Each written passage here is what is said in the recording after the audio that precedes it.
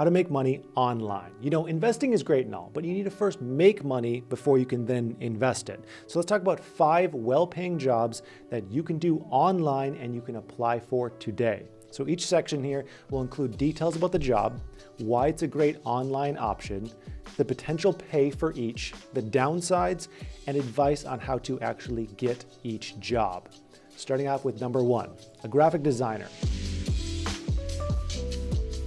So everyone knows what a graphic designer is. You design graphics. What a lot of people don't realize is how many types of graphic designers there are. And nearly all of those can work online from anywhere in the world. I mean, think about how many advertisements you see every single day on a website, on the side of your McDonald's cup, hidden in your favorite movies. I mean, they're everywhere and someone is making that ad. Ad creation alone, that's an entire industry, yet that's just one of many sub-industries in graphic design. According to the US Bureau of Labor Statistics, nearly 1 in 1,000 people in the US are graphic designers. And when you think about how many jobs there are in the US, that's absolutely bonkers. And that stat even includes children who can't work on the books, that is. It's illegal. So why is this a great option? So as you can tell from the stat, it's a very high demand job. And you don't see that every day from something that you can work from anywhere and make good money with. Graphic design also has the benefit of also being more project-based, which results in flexibility and fewer hours if you're efficient with your time. The Creative Pool reported that graphic designers work an average of only 37 hours per week, with again, those hours being flexible. Potential pay. In 2020, the US Bureau of Labor Stats reported that the median pay for graphic designers was $53,000 per year, which translates to $27.50 per hour, 37 hours per week with no holidays. Not too bad. Now here are the downsides. While graphic design is typically a job with variety, I've heard that it can get pretty tedious at times. There's also a learning curve with Photoshop and Illustrator, but really you can learn that on YouTube for free. It also requires communication skills for communicating and understanding the intended look of a graphic. So if you can do that, you can be a graphic designer. Now here's how you get the job. Like every job on this list, you don't need a degree for it. So that's great. With graphic design, all you need to do is prove what you're capable of. So your portfolio is more important than anything else. Now that's not to say that a degree in graphic design doesn't have any value. It definitely does. But if you just go out and do some free courses on graphic design, put together a bunch of mock ads, some brochures, some posters for a portfolio, build out that portfolio, there's a good chance that you can secure a job just with that portfolio. Now, job number 2, a virtual assistant. What is this? A virtual assistant is kind of an umbrella term. There's a lot of positions fall under this. So a virtual assistant is basically someone who assists someone in a higher status position remotely. So for example, let's say a CEO of a small food company has a hard time keeping up with his emails and coordinating with his team about new snack ideas. He or she might hire a virtual assistant that they can train directly so that they can have this kind of right-hand man to help with emails and coordination and just various small tasks. You're basically a sidekick to someone who needs the help. You know, it's that simple. All you need is a laptop and a phone so you can stay in touch and do these tasks. So here's why it's a great option. One thing I've noticed about virtual assistants is that every single job is different and each has kind of 10 different things in the job description. So it's a job with a ton of diversity and you'll be able to find a good fit. Another benefit is the people you're working with. So typically those who hire a virtual assistant are in higher status positions. And a close relationship with someone like that can take you into future opportunities or even just grow within your position as you get more experience in the 10 different various tasks that you help with. So effective immediately, I am promoting you from assistant to the regional manager to assistant regional manager. Now, potential pay. Millennial Money reported that virtual assistants make an average of $44,000 per year, which translates to a little over $21 per hour. So not too shabby. Although I did notice quite a bit of variation here with reported pay. So I found reports of people making under $30,000 per year all the way up to those who had made more than 6 figures in their first year as a VA. Now here are the downsides. Assistants, and even more often with virtual assistants, they seem to have lower pay on the entry level and they might not see that $20 per hour mark until they have a little bit of experience, or if you can just get a good fit. It's not impossible, but there might be a little bit of a ramp up there in pay. Also, we have communication requirements. When you're working as an assistant, you might be communicating with your boss on and off the clock about work, which might not be ideal. Now, here's how you get the job. Beyond typical means of simply just applying for positions posted online, here's how I would personally get a virtual assistant job. I'd find someone who I think I could help. Help me help you. Someone that I admire, and I would tell them that I would be their VA totally free for a week or 2 weeks or 3 weeks, whatever it's worth to you. And I just basically say, hey, if I don't provide you value, don't worry about it. If you think I'm providing value, consider hiring me. I would just try that, send it out to 10 different people. If you don't have a long resume, I think it's always a good idea to prove value first, and giving away some of your time, sometimes that's the best way to do it when you don't have that resume.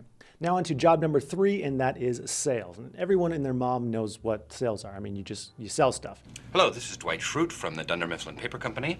Wow, that's great, because I need paper. You find people sell stuff too. It's pretty simple, but some people make bank in the process. A lot of people make bank with sales. And nowadays, most purchases happen online. So getting into sales as an online job is easier than ever. So here's why it's a great option. 63% of shopping happens online. This means sales positions that focus on email, phone, calls, text, and social media are more prevalent than ever, making this a great high-demand, high-paying opportunity. But what is the potential pay here? You can't really put an exact price tag on sales. If you can make a company money, you can make money. And that will always be true, and the sky is the limit there. There are millionaires who work as salespeople at companies. I found positions listed for weekly plus commission, strictly salary, and that salary could range anywhere from $30,000 to $120,000. Salary plus commission, it really varies. Sales positions have tons of different payment structures depending on the job, but commission seems to be a common denominator for most and gives more potential upside pay. If you're good at it, you make more money. Now the downsides, rejection. Something that turns a lot of people away from sales is having to constantly ask people to buy something and get rejected most of the time, and sometimes maybe even get yelled at. Yeah. No, I'm just on the phone with this stupid salesman. He's so dumb. But that's not for everyone. But not all sales jobs are like that. For instance, inbound sales are where you work for a company and people will call you to inquire about a product or service, and you simply respond to the questions and try to sell that person who's already interested. It's very low pressure. And then there's ad sales. Many media companies need sponsorships. If you can connect media with sponsors, this is a low pressure, high paying sales job. Again, if you can sell, you can make money. Now here's how you get the job. People skills, people skills, people skills. Bud Liquor, our prices have never been lower. Stop. Heat. And maybe copy skills. If you can sell or write something that sells, you can get a job and you can make money doing sales. You could start off, if you're unsure about this, you could start off by watching a handful of YouTube courses on sales or reading a couple good books like Influence and Persuasion or How to Win Friends and Influence People. And then combine that with a good interview and you should be able to get your foot in the door with a good sales job. Now, number 4 on this list is a social media manager. A social media manager is someone who manages activity on social media platforms for a business. So business owners, we're focused on keeping the business running. We're not focused on what meme to post on Twitter today. But the thing is, engagement on social platforms can make a business blow up. So it's important. And so many businesses have taken off because of this that more and more businesses are jumping on the boat of hiring someone full-time who's familiar with social media platforms to manage a social media page and drive sales via that engagement. So here's why it's a great option. I mean, who doesn't want to be on Facebook, Instagram, or TikTok all day? That's one reason in itself. You know Slim Jim, that greasy meat stick company? They have a social media manager who just literally his whole job is posting memes and comments on other pages all day, and they have 1.3 million followers. So you get to be creative and you can make good money doing it. Bulletin.com reported that the average salary in the US as a social media manager for 2021 is $71,000 per year. That translates to $34 per hour. They also said that the average cash compensation is $5,000 per year just as a bonus for extra sales brought in. So even as an entry-level social media manager, that could be $25 an hour and have the potential to make much, much more. Now, here are the downsides. High competition. The downside to this job is it's very appealing, it pays well, so it's going to be kind of hard to get.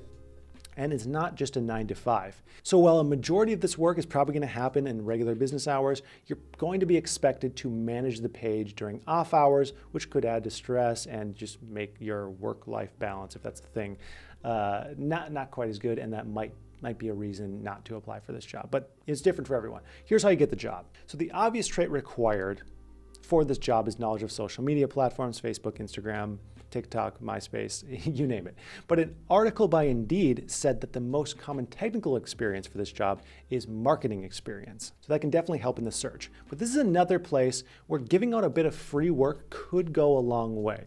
If someone sent me 5 well-made social media posts for my business, I'd probably consider hiring them. If they were really well made, if they were funny, if they were relevant, I mean, that'd be pretty compelling.